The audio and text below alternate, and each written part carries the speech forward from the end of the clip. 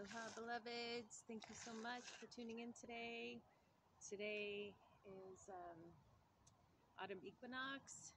It's also called Mabon in Celtic Gaelic tradition, and Mabon in Welsh mythology is the son of light, and he was kidnapped by the Earth Mother and brought to the earth and held here in the womb of the earth. So he's basically a representation, a masculine representation of light here on earth. And we celebrate this day in pagan mythology as a day of equal balance. It's called the equinox because there's equality here. There's an equal amount of light and an equal amount of dark in the northern hemisphere. And it's also a day to recognize the polarities in life, the polarities of this realm, the duality of this realm, the masculine and feminine energies, the light and the dark, birth and death. It's a day to harvest and celebrate harvesting and share with folks that are in need, and to share the harvest, share with community, create community through sharing food, and with harvesting in your own life. That can be in a physical way or in a metaphysical way. It can mean harvesting the seeds that you planted uh, during spring equinox or during summer solstice. And yeah, we're moving forward into winter solstice here in December. And so this is the time period, this is the beginning of moving into winter solstice, which is the darkest. We're moving into the darkest period of the year. So it's gradually going to be getting darker. And then the day of winter solstice, the light will start coming back. And so it'll gradually start getting lighter. And so, yeah, it's that going inward, it's that falling, shedding, falling away of oneself, shedding old layers that you may have accumulated throughout the year that no longer serve, shedding masks, shedding parts of you that are not authentic to yourself at this time in your life. And that's been really brought to my attention how important it is to really look at the programming and the layers and layers and layers and layers of labels and ideas and paradigms that have been put upon oneself through living in a body, in a culture, in a family, in a society. We all live in different cultures and societies, and so we have different kinds of programming, different degrees of programming, depending on how we were raised and where we were raised, what our gender may be, what our age is, is generational. So maybe some of the younger folks aren't as heavily programmed as older folks. It's just, there's a lot there. There's a lot to unveil. There's a lot to peel back.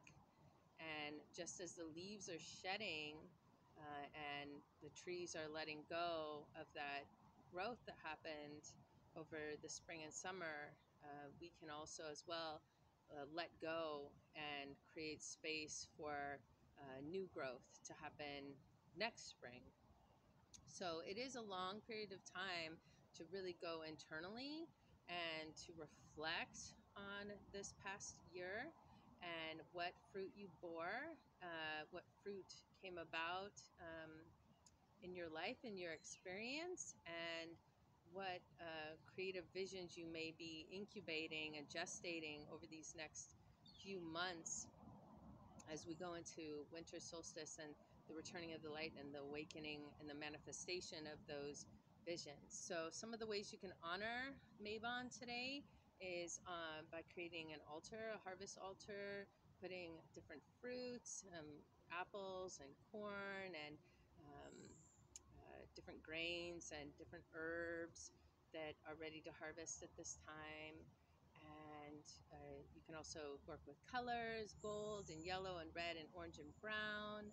Um, light a candle tonight, set intentions for this portal we're going into together collectively, and in the northern hemisphere here. And yeah, I think it's a good time to reflect upon one's life and where you're headed and what you hope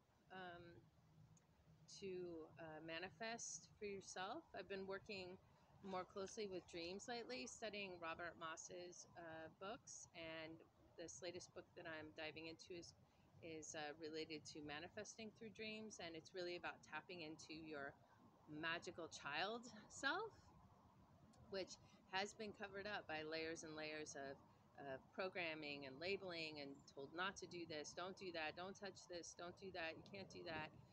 Just lots and lots and lots of you shouldn'ts. And so many of us have lost touch with our magical child self as adults, doing adult things and adult responsibilities, and we haven't taken the time necessarily to play and create from that place of and pretend from that magical child self. And so I'm encouraging you to tap into that. I think it's hugely important. I recently started caregiving a small boy who's 5, and he's been helping me tune into my magical child self through drawing and playing and imagination and singing and making up things, just make believe, which is super beautiful and powerful and potent. And I think we should do more of that. Yeah, whatever you can do to like harness your manifestational power through your magical child by dancing is one of my creative expressions. I love to dance as a child, and so dancing for me is deep medicine. It helps me tune into my magical child. And yeah, if you have any suggestions for others, please leave those suggestions and comments in the comment section of this video. I'd love to hear how you're tuning into your magical child self, how you're honoring this time of year, this day of autumn equinox, and finding balance in your life, and setting intentions for yourself going forward. And for myself, I have the intention to find more balance between my creative expression and those other parts of my life, more of the logical parts of my life, in terms of practical tasks and whatnot, and doing things in the world, and creating and giving birth and expressing myself through poetry, writing, dancing, art, singing, all of these things. All these things are good medicine. And the light is fading now as the sun is starting to go down here. Here in Ashland, Oregon, near the creek, and salmon go up and down this creek, or they have. I haven't seen any salmon this year. But yeah, my name is Athena Rose, and I'm so grateful to have this vehicle to express myself and to talk about my life and what I'm maybe going through, and hopefully help others tune in to their authentic truth, authentic nature, and make spaciousness to go outside and be with the elements, with the wind and the fire and the water and the earth and the ether. And that's a lot of my focus, and a lot of my prayers are focused around finding right relationship with the elementals. And we're all made of those elements. Everything around us is made of those elements. And so I feel it's hugely important to have the intention, like I said, for myself to be in a right relationship with those elementals, because then that allows me to be in right relationship with everything else, all of creation. And yeah, and first and foremost with myself. So yeah, I hope that this message finds you well, that you're finding a beautiful way to celebrate this beautiful autumn equinox today. My partner and I are going to be making a fire tonight and setting intentions, and working with the element of fire, and also with our watery nature as human beings, holding so much water, and finding that balance, between the fire and the water, and all of the earth elements are made from fire and water. The contrast between fire and water gives birth to all of it. The fire of the sun, the water, that nourishes the seeds and the trees and the flowers and the plants, and therefore everything, everything that's living. And I believe that everything is living, that even the rocks and the trees have a consciousness, and that we can tune into that, and we can learn so much from the trees and the plants and the rocks and the soil. If you've ever gotten down on your hands and knees and just breathed in the smell, the codes essentially from wet soil after a first rain, it's like it gives you so much. It awakens you to what the earth is, what our Earth Mother is, and she speaks to us through our senses. And so I encourage you to tune into your senses outside. I frequently spend time outside singing, naked, and drumming. So singing and drumming naked, and so allowing my body to experience all those senses, the feeling of the elementals on my skin, and also the vibration of my voice.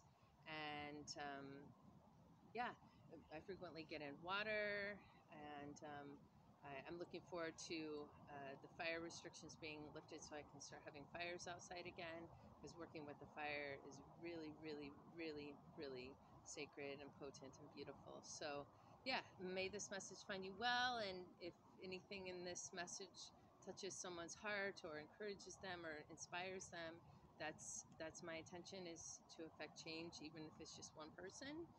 And I feel, like I said, very grateful to have the opportunity to be in service in a variety of ways, but one of which is using my voice and speaking to what's on my heart in I hope a very authentic way. As I said, I'm continuing to shed layers and figure out like what is my authentic nature, and I think that it takes time. It takes a strong will and an intention to do that, because I've been told what I am for so long, for 46 years now, that I wonder how much of what I think I am is actually what I am. So I ask myself a question a lot: who am I? Who am I? Robert Moss suggests in his books, when we're working with soul recovery, that we ask, where is the rest of me? Where is the rest of me? So yeah, I just encourage you to ask yourself those questions. Be curious. Keep a journal. I highly recommend a dream journal, especially during this season of moving into darkness, as our dream space can become much more potent and illuminated. So yeah, may this message find you well. Aloha.